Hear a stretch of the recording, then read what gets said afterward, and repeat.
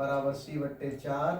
तब इसको अगर ए अनुपात बी अनुपात सी में पूछता है तो ए अनुपात बी अनुपात सी बराबर, यहाँ पर ए का मान 2 होता है, बी का मान 3 होता है, सी का मान 4 होता है।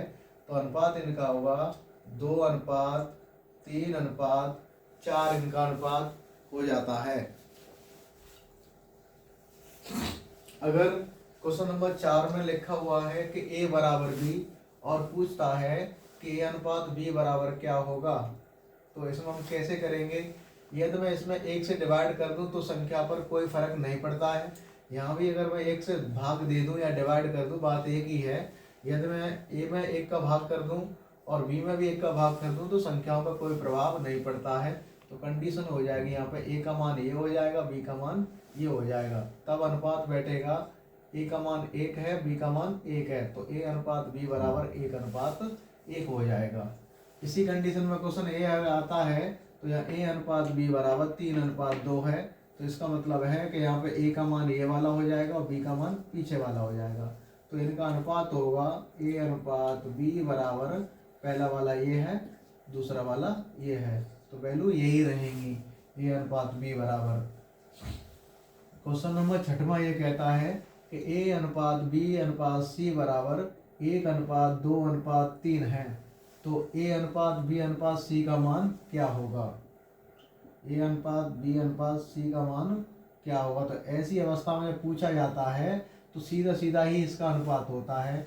ए का मान ये हो जाएगा, बी का मान ये वाला दूसरा हो जाएगा, सी का मान तीसरा हो जाएगा। तो अनुपात यही रहेगा, 1 2 3 का अनुपात हो जाएगा। टाइप नंबर 2 की ओर चलते हैं। ये जो है पूरा बराबर का कॉन्सेप्ट है, लेकिन यहाँ पे सभी बट्टे में रखे हुए हैं और ये क्वेश्चन है सीधा सामने संख्याओं पर रख के दिया हुआ है।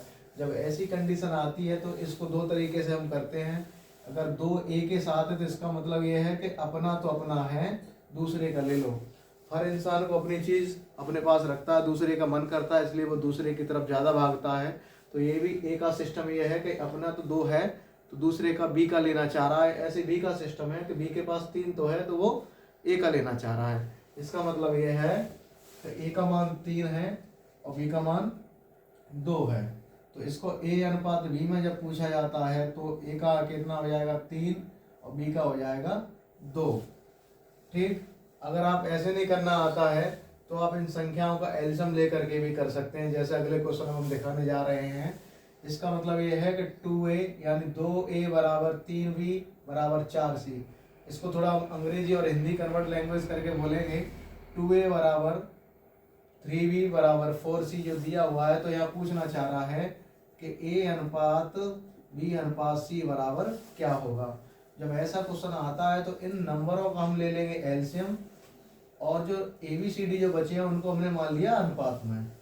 तो इनका एलसीएम जो आएगा, एलसीएम लेने के कई तरीके होते हैं। एक तो तरीका हम संख्या के हिसाब से उठाते हैं, जिससे हमारा लासा मासा पार्ट जो चलता है उस पार्ट के हिसाब से उठा लेते हैं। हम इसमें सबसे बड़ी